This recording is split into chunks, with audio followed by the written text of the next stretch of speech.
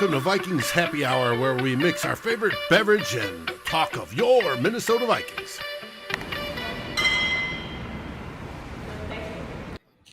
Hello, welcome back. It's Vikings Happy Hour. I am joined tonight by Ryan from Climbing the Pocket and a very special guest here with us, Will Ragatz from Sports Illustrated, the Vikings beat writer. Will, thank you for joining tonight. How you doing? I'm good. Thanks for having me. Just got back not that long ago from the first day of training camp at TCO. So excited to talk about it and look ahead to the rest of the next 3 weeks a little.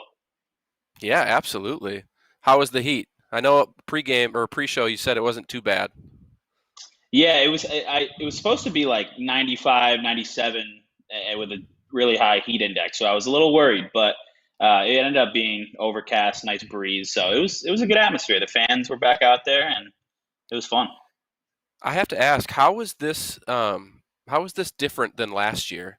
Because were you allowed at training camp last year? Yeah, we were allowed last year. Okay. But there were a lot of restrictions. You had to wear masks at all times, whether indoors or outdoors. We could only be in like certain areas, kind of far away from the action. Obviously, no fans, and then we couldn't use the like media room that we have at all. They put us in like the press box of the TCO Stadium there. So this year it's just back to normal. Fans out there, we can be kind of up close to the action, which is cool. No masks outside if you're vaccinated, things like that. There's still protocols in place, but it feels a lot more normal. That's awesome. It's good to see the sideline clips today from some of the beat reporters like yourself. We'll get into that Kellen Mond clip later, but toss it over to Ryan here for a second. How are you, buddy? Thanks for hopping on tonight. Doing well. Enjoying a good old Pacifico tonight because I need a couple of them. We're expecting new carpet, and it's a lot of work to get ready for new carpet apparently. So, absolutely. I went and got I'm drinking a whiskey tonight, Elijah Craig. I don't know if you guys are whiskey. I know Ryan is. Will, I don't know if you're a whiskey drinker at all, but Elijah Craig is pretty good. I like some whiskey. I got a Bolo seltzer here from Let's Bauhaus, go. So. I love that. Delicious. Yeah, good stuff. Well, let's dive right in. Training camp is here finally. I feel like it's been so long since we've had seen football. The last 6 months have just been a lull for a lot of people, I think. So it's here. We got to see some action today. And I want to kind of touch on, Will, you kind of went through some articles over at Sports Illustrated. People, you can check that out. They're on Will's Twitter page. You can also head over to Sports Illustrated and find them as well. But you kind of broke down some training camp battles on the offensive side of the ball, the defensive side of the ball. And I think your latest one was special teams. So we don't have to go into each detailed position that you had in there, but give me some highlights of kind of, what you're looking forward to watching this training camp on either side of the ball, and then any kind of takeaways that you saw from today's practice. Yeah, I mean, you mentioned it. It's training camp is here. Football's back. We had the mini camp and OTAs and stuff a few months ago, but this feels like the real deal. And obviously, then the preseason coming up, and it feels like we're really about to get back into the season. So, yeah, a lot of things I'm looking for. Offensively, I mean, the big ones are the two rookies on the offensive line looking to earn their way up, because Mike Zimmer will never give those guys a starting job, and they won't start with the ones or anything like that. So they have to earn their way up. And unfortunately, Christian Darrisaw still dealing with a groin injury, so he wasn't practicing today. Falling behind a little bit against Rashad Hill in that competition, so hopefully he can get out there pretty soon and have a chance to win that one. But then Wyatt Davis as well at right guard. Oli Udoh, kind of a big story today, was mixing in there at right guard, the former tackle that they drafted in the 6th round a couple years ago. And then the third receiver is always a big one on offense. Dede Westbrook is another guy who's a little limited today. He tore his ACL about 9 months ago. So he's still coming back from that. We saw KJ Osborne, Chad Beebe, Amir Smith-Marset, guys like that working in there today. So that's where I would start on the offensive side of the ball.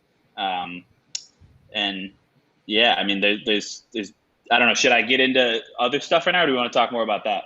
Yeah, let's get into it. I mean, let's dive into the Oli Udo thing, Yeah. because I think the first time we kind of did we, correct me if I'm wrong, last year when the whole Riley Reef, is he going to be cut before the season thing went down? Were they the supposed offensive line was Oli Udo out there, right? Yeah, I think part of why they felt comfortable with potentially moving on from Reef Yeah. was having Udo there as the backup. It was Rashad Hill as well. Yep. But Udo, I think, would have been in the mix. So now fast forward a year, and we got Oli Udo out there with the ones. How did he look? I mean, I know it's only one practice, so we can't take everything to heart Yeah, here. But so he was a tackle in college at Elon, a small school. Played tackle as a rookie. I obviously had to kind of work his way up, but stuck around as a rookie 6th round pick, which is important. And then was a backup tackle last year, backing up Brian O'Neill. This year they kind of gave him a shot. They experimented with putting him at guard back in the spring, back in OTAs and minicamp, and they must have liked what they saw there, the versatility that he's shown. So he got a chance to mix in there. There was a quote I saw from Rick Spielman on KFan, I believe, saying that Udo's earned the right to be in the mix at right guard with Wyatt Davis and Mason Cole, who was the backup center today, and Dakota Dojo mixed in there as well. I know Vikings fans don't want to hear that, but he's the veteran. But Udo looked good today from what I saw. I mean, it's kind of hard to notice everything when you're in the live period. You kind of follow the ball a little bit, but he didn't give up any blatant pressures that I saw when they were doing one-on-one drills. He looked good. There was a rep against Sheldon Richardson that he held him off for a little bit, and then Sheldon eventually got by him. But I think it probably would have been counted as a win for Udo. So yeah, things like that. It'll be really interesting to see how that right guard competition shakes out. I do still think that Wyatt Davis is going to be the best guy there. Maybe he's not right now, but maybe probably by week 1, I think he will be, because he looked good to me today in the one-on-one reps. He was going against the 2s and 3s in terms of defensive tackles. He wasn't going against Dalvin Tomlinson and Sheldon Richardson, but he was doing really well. He looked like a brick wall against some of the backup D tackles. So yeah, that'll be interesting. That'll be interesting. Yeah, that's good to hear. So here at Climbing the Pocket, we're really big on wide receiver 3. You had mentioned that there were some guys mixing in there. Dede Westbrook, not quite fully healthy. I think we all anticipate him becoming the eventual wide receiver 3 once he gets up and running. But some interesting nuggets there were, one, I hear KJ Osborne started with the ones today. And then 2, I didn't hear you mention BC Johnson, who last year at this time was running as wide receiver 2. So, talk about that a little bit, and why is BC falling behind, and what do you expect out of KJ Osborne this year? Yeah, I don't know if BC's necessarily fallen behind. I didn't see him take any reps with the ones today. I could be wrong. That's just from my observations. And Rick Spielman and Mike Zimmer as well have talked about just the depth and the competition at wide receiver. They're really high on it, and I know that a lot of those guys aren't household names across the league or anything like that, but they feel good about the depth they have, especially now with Dede Westbrook in there. KJ Osborne's an interesting one because he was definitely disappointing last year. I think some people had high expectations for him, even as a 5th round pick coming out last year. He was never really able to crack the depth chart at all at receiver. Was disappointing as a returner, which is a whole other thing, but he couldn't even beat out the Tajay Sharps of the world or anything last year. So I think that drastically lowered his expectations heading into this year, and people were thinking of him as a guy who might not make the roster this year. And that still might be the case. It's very early, but it was interesting to me that yesterday when we went out there was no practice, but Spielman and Zimmer held their first press conferences in a while. And they were both asked about the receiver position, and they both brought up KJ Osborne unprompted. So saying that he's had a good spring. He worked out with Justin Jefferson a lot in Miami, which a good guy to learn some things from about route running and things like that. And yeah, he looked pretty good to me today. He had a few reps where he was out there with Jefferson and Thielen with the ones, including towards the end of practice, they went down to like the 3-yard line and ran one play to try to score a touchdown. And Osborne was the guy out there in a 3-receiver set. It ended up being an Irv Smith, like one-handed catch towards the sideline. I'm not sure if he actually caught it or not, but it looked pretty cool right in front of the fans too. So yeah, so KJ, it guy to watch. I mean, I do think Dede Westbrook, once he's recovered from the ACL injury, and he says he feels good, and obviously he was good enough to work out for the Vikings this past weekend before they signed him. But I think he'll be the guy there probably. But KJ is working himself into the mix for a roster spot for sure. And maybe this puts the end to Chad Beebe here in Minnesota if KJ Osborne can finally step it up.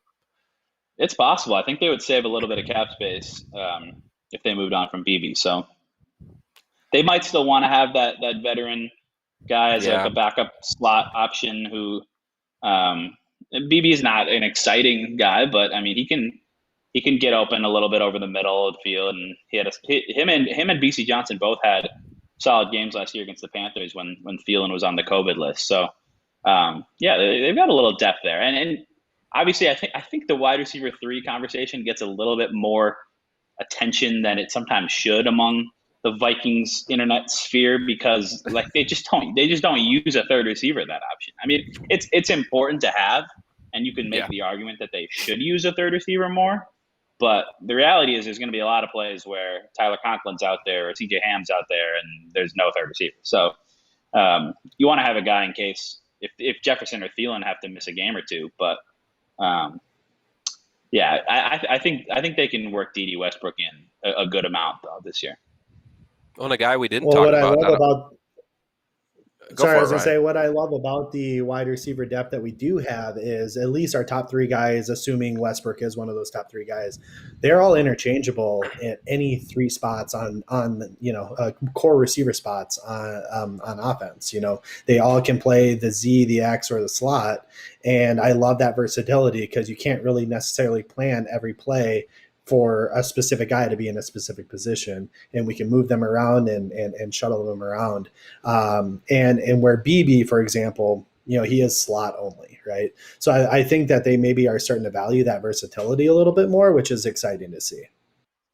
Yeah, that's something you get from Dede Westbrook or Amir Smith-Marset, both guys who I think can play in the slot, but can also go outside, can win against press. And our speed guys that are going to be able to give you another element to take the top off the defense if you need to. So, what were you going to say, Matt? I was just going to say, did you see anything notable from Amir Smith-Marset today? Well, it's funny you should say that because I think a lot of people have probably seen the clip of it that I tweeted out and the Vikings also tweeted out. But the play of the day was Kellen Mond launching a 40-45 yard touchdown past 2 guys and dropping it right in the bucket for Amir Smith-Marset, which was a big thing to see because earlier I forget if it was an 11-on-11 or 7-on-7 rep, but Mon threw a pick while targeting Smith-Marset.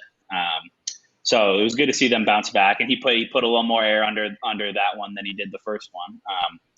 But yeah, I happen to be recording. I don't really record every rep because sometimes I'm taking notes or walking around or just watching. But happened to be filming that one, and that's a good one to have your phone on for. The fans were eating that up and going crazy. Not only for Smith-Marset, but I think more so for Kellen Mond and the throw that he made there. And we know that people are going to eat that stuff up with him just being the highest drafted quarterback that they've taken in 7 years and potential Kirk Cousins successor if he pans out and like they think he might be capable of. Absolutely. Well, before we switch over to the defensive side of the ball, is there anybody else on the offensive side of the ball that we should talk about from today or just in general, if there's any takes you have for this upcoming training camp? No, I mean, I think just some of the stars don't even really need to be talked about that much. they didn't do anything spectacular today, but like you just notice a different level of ability when you're watching Justin Jefferson or Adam Yeah. Thielen or Dalvin Cook. And there's only so much that a running back can really show in padless practices, because it seems like every run they like go to the house, and even if a guy touches you, you can just keep running. They're not going to tackle you. They're not Yeah. allowed to. So, but Irv Smith Jr. Made some plays as well. I mean, nothing to be concerned about with him. I think he's definitely in line for a pretty big year. Although I don't think his role is going to expand as much as some people might think, just because Tyler Conklin is going to be in there a lot, and they already used the two tight end sets. Yeah. But yeah, those guys, I mean, just did their thing. Kirk Cousins made some nice throws. I mean, it's just day one, padless practices, but you know what you're getting out of those guys. So that's why I've kind of focused more on the lower end guys, or the guys fighting for starting jobs, things like that. Yeah. Don't know if I have any other big takeaways I from hear the that offense. I hear that Kenny, I don't know how to say his last name, the Iowa State kid. I hear he really did look really fast though. Can you confirm reports?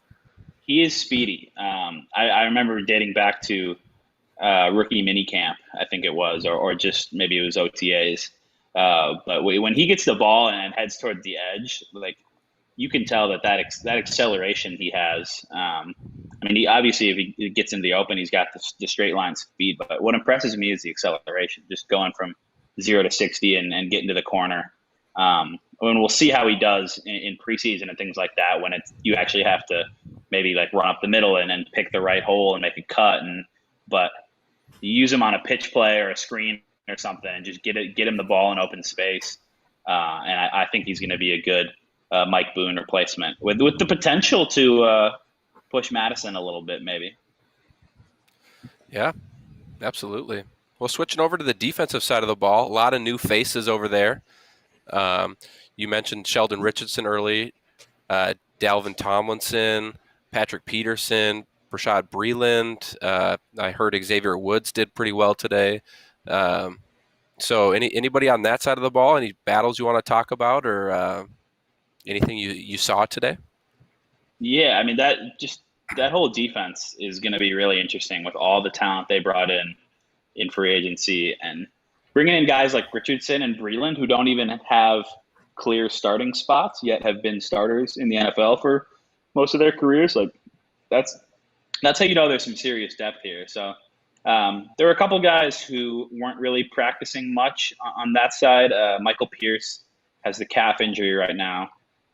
So Sheldon Richardson kind of slides in for him next to Dalvin Tomlinson, which is like, you're not missing much there. You're getting more of a pass rush presence, and maybe sacrificing a little against the run. But and then Rashad Breeland is still coming off.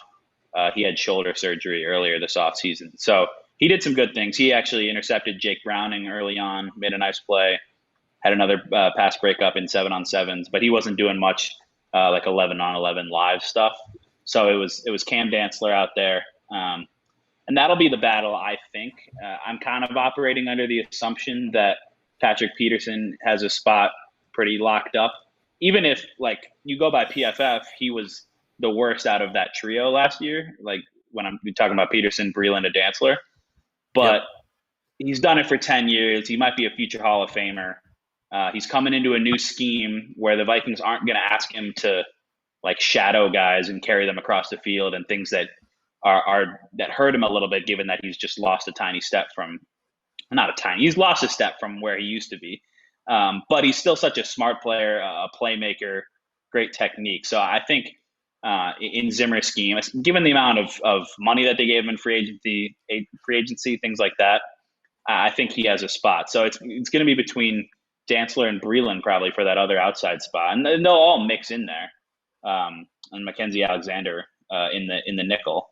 But yeah, Dantzler was out there in the 11-on-11 periods because Breeland was banged up. But that'll be a competition to watch. The defensive end opposite Danielle Hunter is the other big one. And I mean, if there was a position where the Vikings could still add somebody, that might be it. Justin Houston's out there. I don't think there's any chance they trade for Chandler Jones, but another guy where Patrick he Peterson becomes would like available. that. And yeah, and Patrick Peterson did say he would like that. And of course, fans will say, oh, trade for Chandler Jones. I don't think that makes a lot of sense given his contract situation. But yeah, so that'll be interesting. Stephen Weatherly and his little rec spec goggles that he wears. He's in there. DJ Wanham, and then the two rookies impressed me today, particularly Janarius Robinson, the 4th round pick. Going back to that Kellen Mond to Amir Smith-Marset play. Robinson, actually, you can kind of see him get there and pull up like a second before Mond throws it. So that might have been, if you were allowed to hit the quarterback, that might have been a sack before the throw even got out, which a couple people pointed out. And he had a couple other nice reps in one-on-ones. He seems like a really high ceiling guy with his physical tools. So it'll be interesting to see all those guys battle. I think Patrick Jones, the 3rd round pick, is a little bit more NFL ready right now with his skill set and the production that he had at Pitt.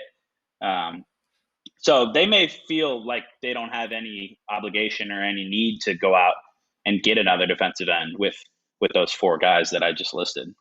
So those are probably the main 2 I'm looking at. And then you start talking about depth roles and guys like Chaz Surratt and linebacker, the 3rd linebacker and things like that. But I think defensive end and cornerback are the big 2 on the defensive side of the ball.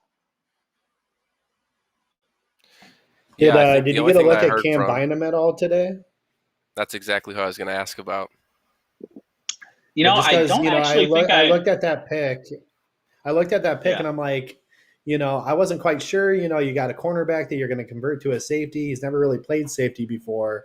Yeah, we're taking him to play safety. I just was excited to see reports on, did he look out of place? Did he look good? I mean, I love the kid's, mentality and what he brings. So I was hoping to, maybe see a little bit more reported on him today.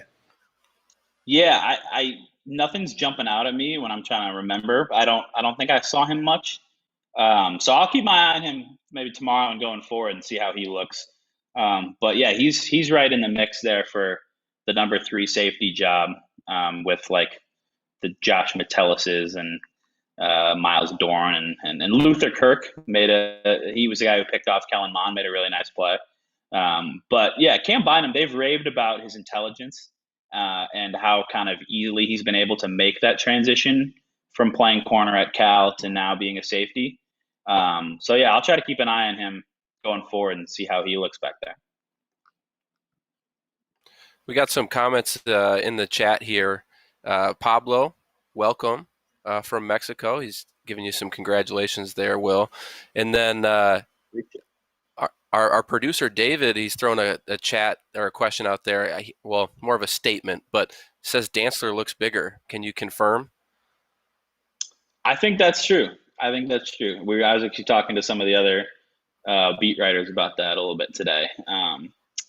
Yeah, I mean, it's not like crazy, but I think you notice it a little bit. He had the like bright green cleats and gloves out there, which you notice. But yeah, he looks like the needle looks like he's put on a little bit of muscle, which is going to be big for him, just physicality in his game. But he really needs to stay healthy.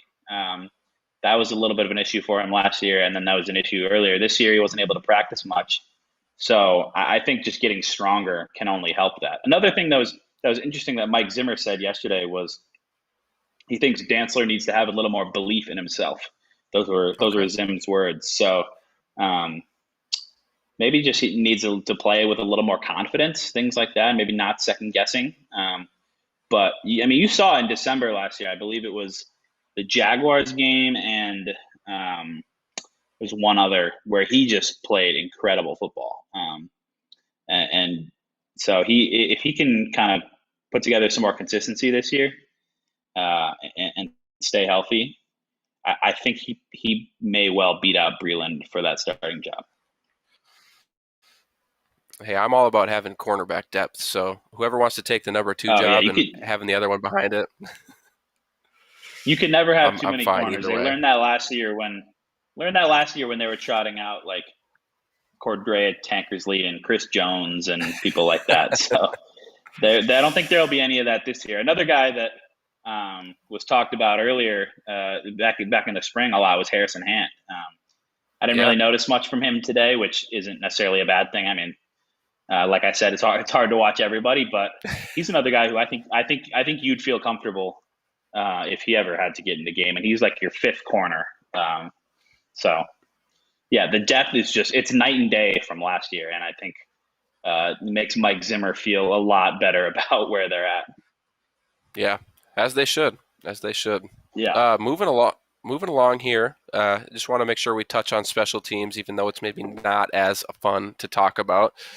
We've been known to have kicker woes. It is important. Yeah. We learned that last year, right? Punting and kicking is a really important thing, and we got Greg Joseph here in the house. And why don't you? I mean, he was the only one out there today because I believe.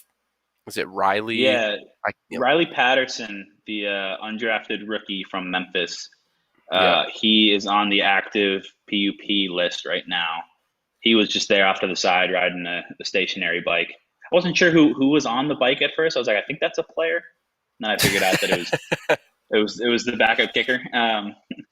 But yeah, so it's just Joseph right now. I think he's got to be the favorite just with his NFL experience.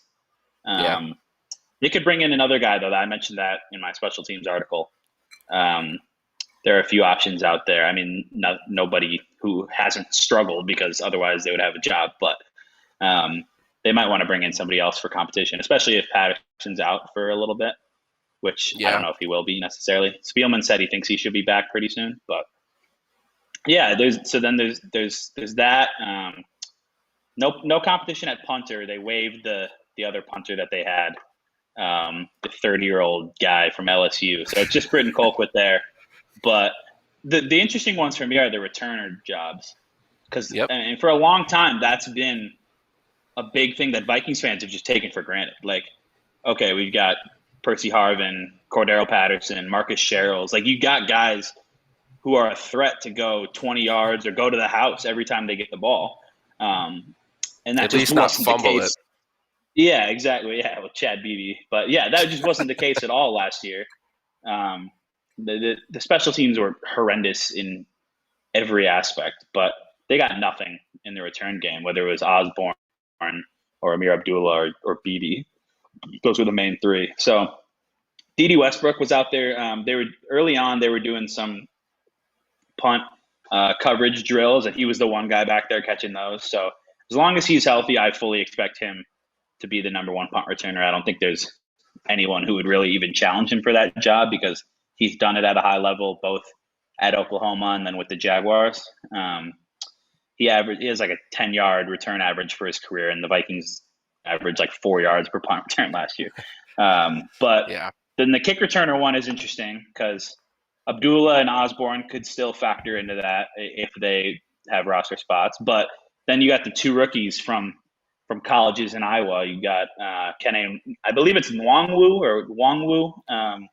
It's a tough one to pronounce, but he's from Iowa State and did a ton of kick returning there, like almost 100 career kickoff returns in college, with a good average last year particularly. And then Smith Marset from Iowa, also a lot of experience doing that. Both really fast guys who can make people miss in the open field. So those two rookies I would expect would be the top candidates there, just because Abdullah and Osborne did not get it done last year. Yeah. Well, that is a kind of nice segue to my next topic, is just about Dede Westbrook.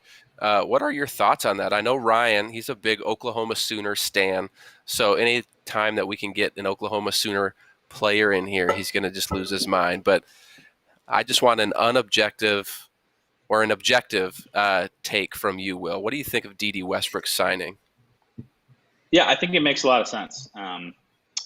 I think they needed to bring in a guy like that. I mean, I've talked about some of the other options they have at the number 3 receiver, but they needed kind of a proven guy who can give the offense another playmaker. And I think Westbrook is a good a good answer for that need.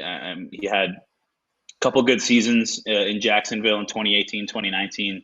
Obviously, it was just a stud at Oklahoma. He won the Biletnikoff when he was catching passes from Baker Mayfield. So, like 4.3 speed, which really can create a lot of problems. Solid route runner, good hands.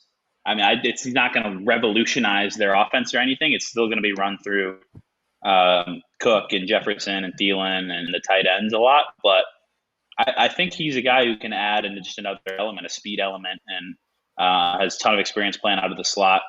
Yeah, there's always a risk that it'll turn out like Tajay Sharp last year. But I look at this, it's more likely to be successful and maybe catch some touchdowns like Aldrick Robinson, a free agent they did a few years back, versus Tajay Sharp finishing the year with 0 catches last year. So I think it's a good pick. I mean, they got him on like a veteran minimum deal.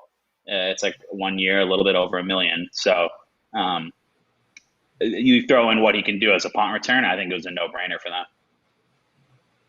Ryan, I'll let you have your 2 minutes here to speak about Dede Westbrook to the public. I mean, I've been speaking about Dede Westbrook for, I don't know, it's probably since February or something like that. I was just a big fan of trying to bring him in terms, he's been playing at a pretty decent level, I would say, at Jacksonville. It's tough to fully gauge how great he could have been, given the fact that his quarterbacks, for the most part, have been Blake Bortles. I think he had a little bit of time with Gardner Minshew and Nick Foles. Like, not very talented guys. So, Jacksonville did have a pretty decent wide receiver core. I mean, they had DJ Chark, Dede Westbrook, Marquise Lee, who, in his heyday was a very talented receiver before all those injuries piled up. And Keelan Cole, who just got a pretty sizable contract with the Jets. I think the Jets. Yeah. So, he had a lot of competition there, and yet he still put up, I think 2 600-yard seasons, 60 catch campaigns, and was a heck of a punt returner. And that was kind of my main point of trying to bring him in, was his punt return ability is something we lacked. We had such a huge gap there, and to bring in somebody who I think can play wide receiver 3, could play wide receiver 2 in a pinch, and can provide punt return ability, that's just a win-win-win, I think, for us. And then the relationship with Keenan McCardell was very big. I think that's probably what won us the opportunity to sign him, which is great. And of course, yeah, if we can now just get Baker Mayfield here, then he can be like he'll be an all-pro. If he can get his boy here to throw him the ball. But I'm really excited about the signing. I was really excited. I think in our Climbing the Pocket group chat, I sent like 6 gifts of dancing and celebrating. So I was really excited about the signing, and hopefully there's a couple more interesting opportunities out there where we can go and utilize the rest of that cap space positively. So yeah, absolutely. I think sorry, go ahead. No. You're going to keep going off this one. Right. So no, I was just going to say, I mean, I think even if Dede Westbrook doesn't do much at all as a receiver, like, he's still worth it as the punt returner alone, just for a $1 million veteran minimum signing.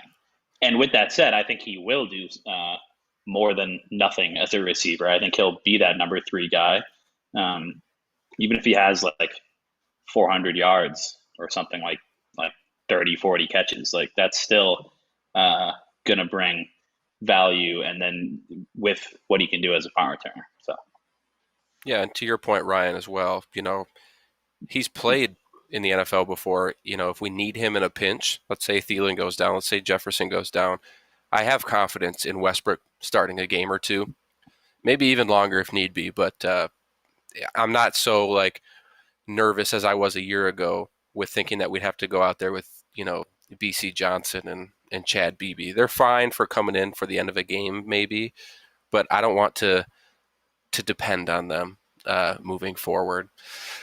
We do have a question in the chat. Who is taking second reps at quarterback today? Did they have that distinction today? Yeah, I think it was. It was either Browning or Mond. It wasn't Nate Stanley, I'll tell you that. I think Browning is still working ahead of Mond to some extent, which was the case definitely in OTAs and minicamp. I don't actually remember the exact order. I think it was Browning coming in second, but they'll both mix in there. I think that's a competition for that backup job where Mond is the guy with more tools and more talent, frankly. But Browning's in his third year, knows what's going to be asked of him, knows how to make the calls and shuffle protections and change plays at the line, things like that if he needs to. Whereas Mond is still kind of learning how to play the position in the NFL and learning the Vikings offense and things like that. So that one could be a battle throughout training camp, but I think if Mond plays well, he's going to end up being the backup. Yeah, kind of like your point earlier where Zimmer just doesn't hand out, first team reps or sometimes even second team reps to rookies. He wants them to earn it. So that makes sense. And even if you're the more talented guy, like you want to have the guy out there who knows what to do. Like, I mean, Jefferson last year. Yeah. Like, that one looks kind of bad now, but in general, you want to have the guy out there who's been in the system and isn't going to like blow the play call or the protection if he's an offensive lineman or whatever, because that then ruins the rep for everybody else. So exactly. I think that's part of the philosophy there. Yeah, that makes sense. Kind of bringing it home here. I had a couple questions out there for you guys, but I want to touch on Mr. Mankato before we get to that. Dave, I don't know if you have a screenshot, if you pulled one up for us or not, but Mr. Mankato was announced today by Score North, and I just kind of want to hear what your guys' thoughts are. Do you have any favorites that you're kind of hoping wins? So I was looking at it, and I believe it was all young players who had to be like a third-round pick or later. Is that right? Yeah. Yeah, I'm trying to bring it up here. Yeah, let me pull up this list. But there are certain like qualifications.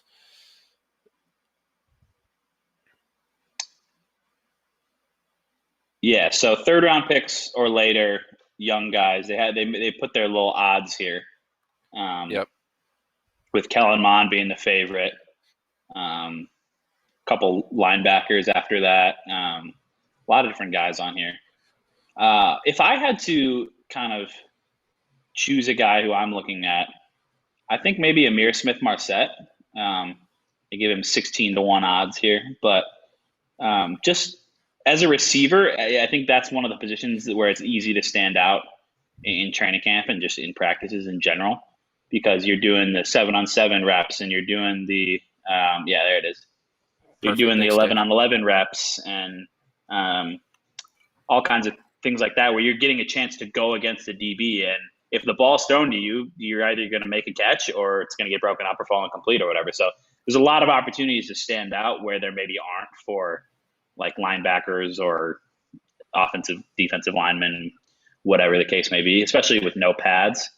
So he made the biggest catch of the day. I think if he makes a bunch of highlight catches like that and then just consistently gets open, and then maybe if we see some kick return reps eventually, I think he's a guy who could be in that conversation for sure.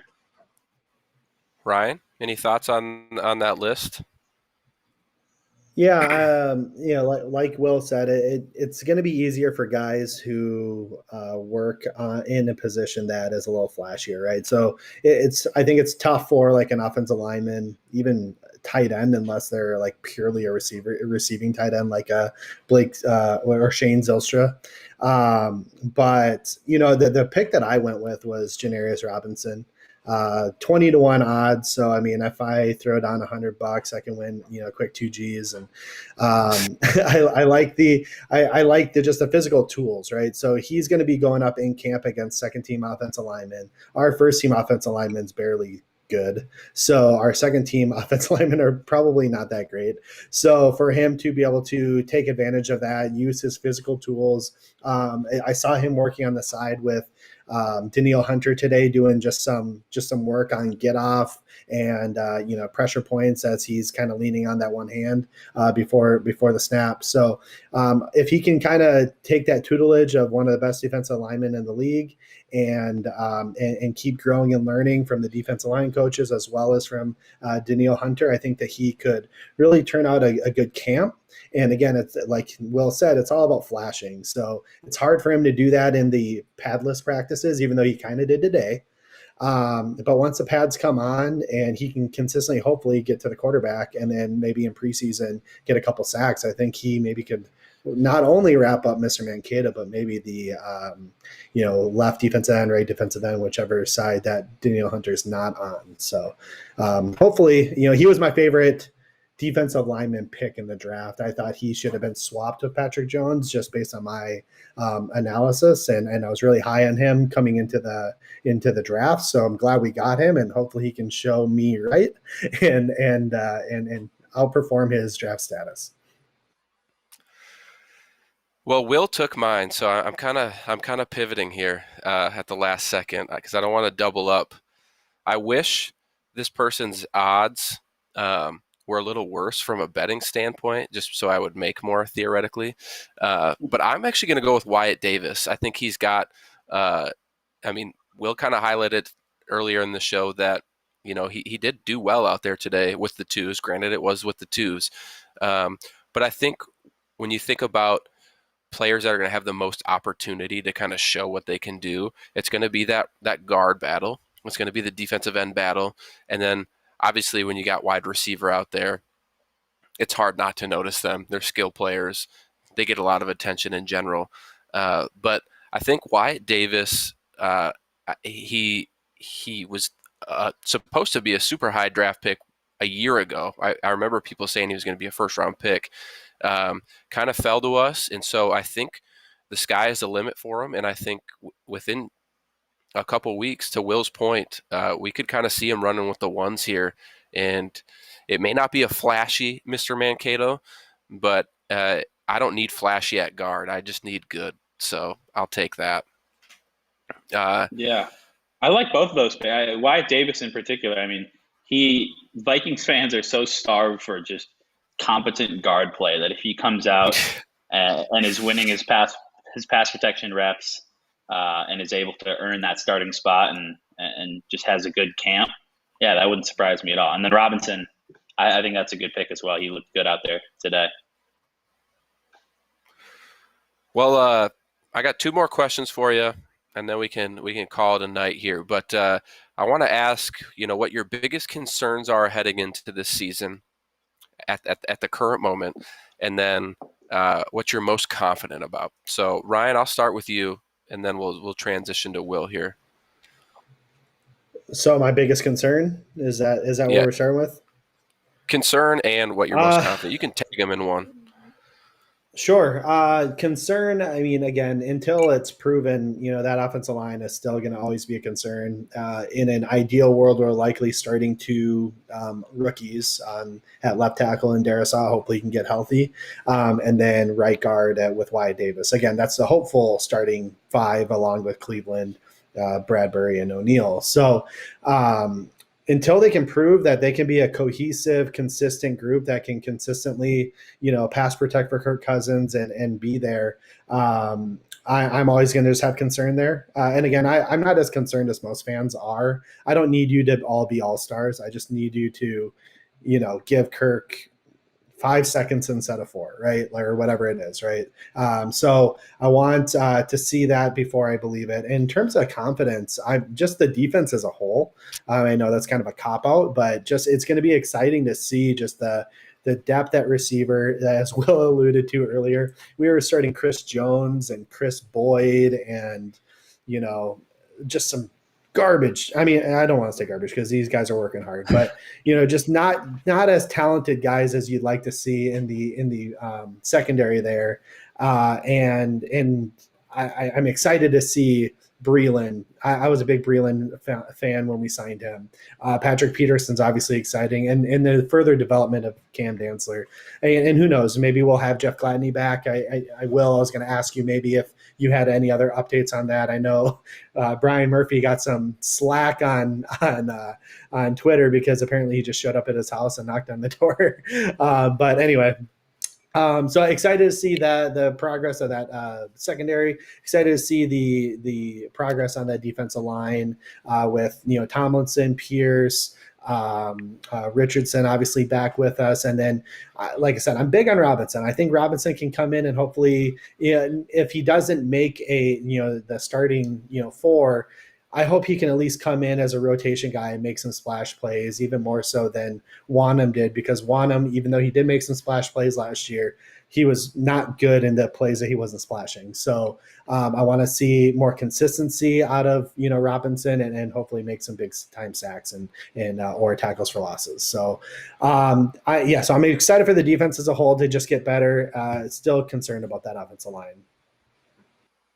Yeah, so I'll just say there's no updates on Gladney. He wasn't there. I believe he has a grand jury date tomorrow in Dallas. Yep. And the Rick Spielman just said that they couldn't really comment on anything until that legal situation plays out. But I would be surprised if he was with the Vikings soon. But I guess you never know. We'll wait to see how that plays out. So you took the offensive line, which is always going to be a concern until they prove it. So I'll go on the other side of the ball and go with just the pass rush, which it's not going to be as bad as it was last year because that would be very hard to do. Yannick Ngakoue led them in sacks and he played like 6 games. And it was like Afadio Denabo was like the only other competent pass rusher they had. So it's going to be better. And half the time. Yeah, exactly. It's going to be better in part because you get Danielle Hunter back, who's just an all-pro and one of the best edge rushers in the league when he's playing at his highest level. And then bringing in Sheldon Richardson was good too. But outside of those two, you don't have anybody else who is a proven pass rusher in the NFL. Like there are some intriguing young guys, but Stephen Weatherly didn't really do much for the Panthers last year in his shot to be a starter. DJ Wanham, like Ryan said, still has a long way to go. I know some people are kind of talking themselves into him, and he could have a good year this year, but he's still got a lot of work to do, just like those rookies do. So, and then the 2 defensive tackles they have, Tomlinson and Pierce, are both run stuffing guys, not guys who are going to get after the quarterback too much. So they got to find somebody else outside of Hunter and Richardson who's able to get after the quarterback, because you can't just have 2 guys, especially when Richardson's not even in there on some early downs. So that's going to be a concern for me is how did they do enough to fix the pass rush?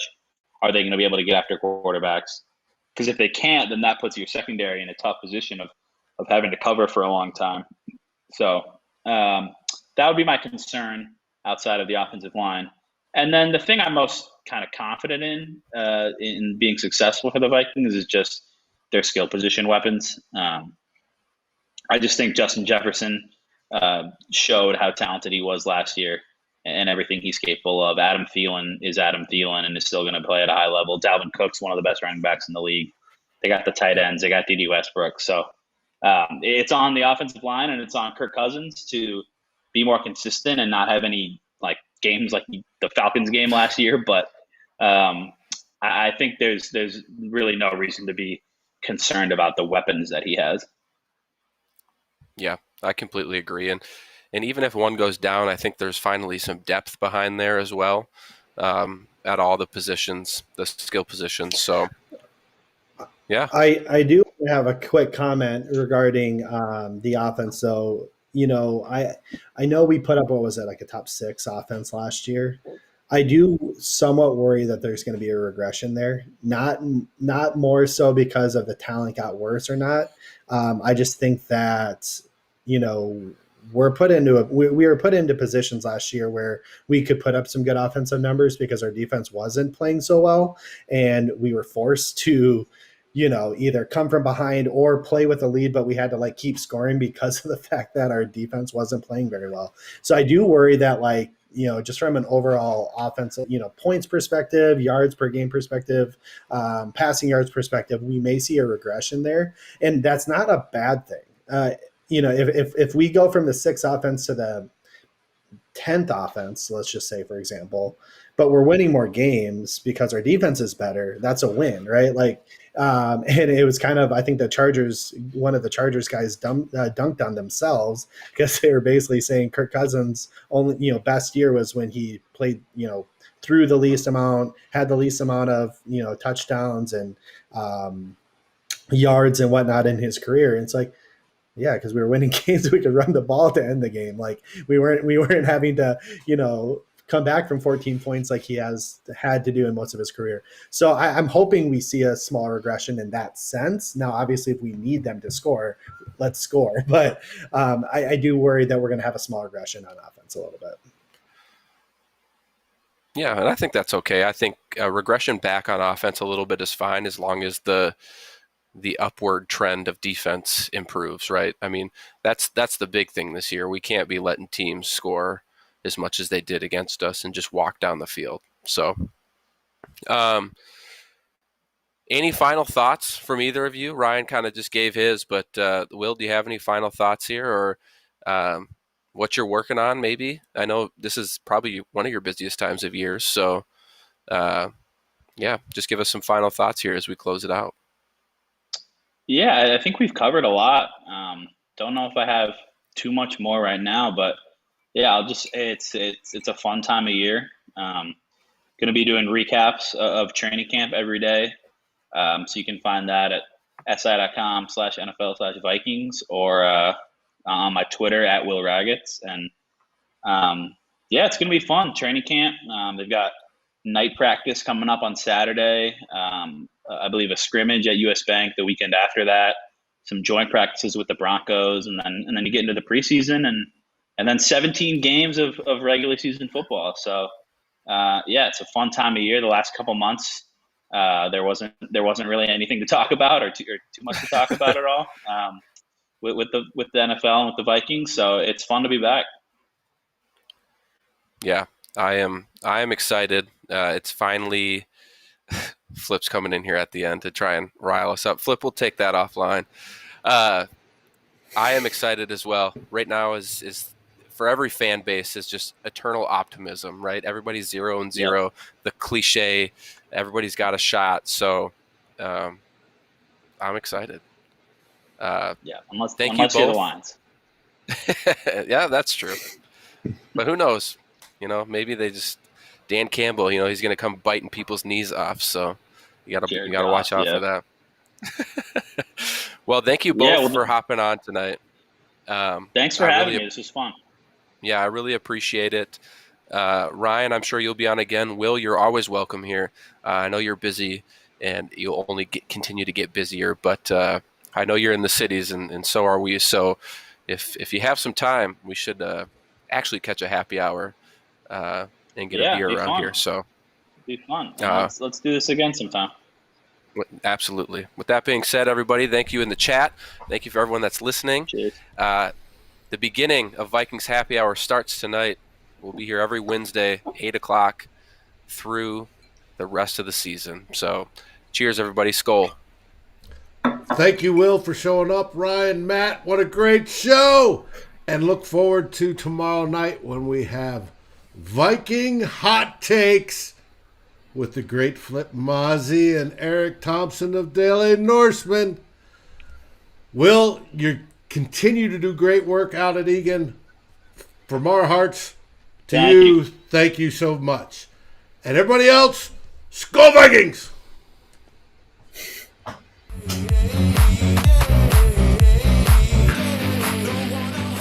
Thank you for watching or listening. As always, if you like, subscribe, and ring the bell for notifications. And if you're listening to the podcast, please rate us on your favorite aggregator. Skol, everybody.